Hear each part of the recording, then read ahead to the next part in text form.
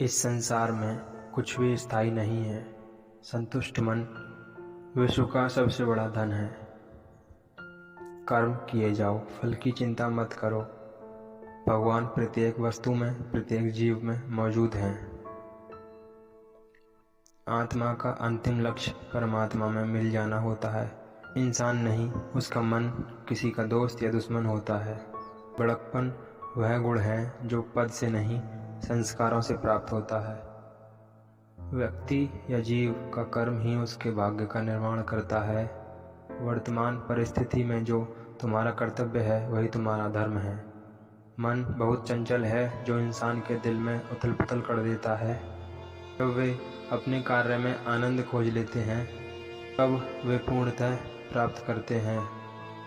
बुद्ध व्यक्ति के लिए गंदगी का ढेर, पत्थर और सोना सभी समान है।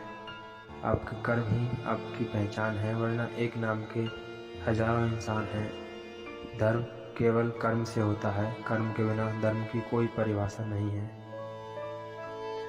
संदेह की स्याही से संबंध के पृष्ठ पर कभी शुभ अंकित नहीं होता। इसलिए अपने मन के विचार और संबंधों का आधार दोनों ही शुभ रखें।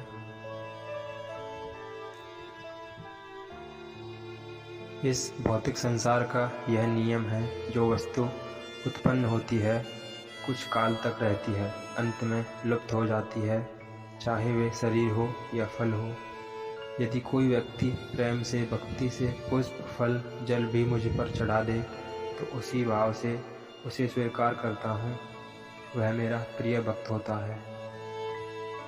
अपने परम भक्तों जो हमेशा मेरा स्मरण या एक चित्त मन से मेरा पूजन करते हैं, मैं व्यक्तिगत रूप से उनके कल्याण का उत्तरदायित्व लेता हूँ। जन्म लेने वाले के लिए मृत्यु उतनी ही निश्चित है जितना कि मृत होने वाले के लिए जन्म लेना। इसलिए जो अपरिहार्य है उस पर शोक मत करो।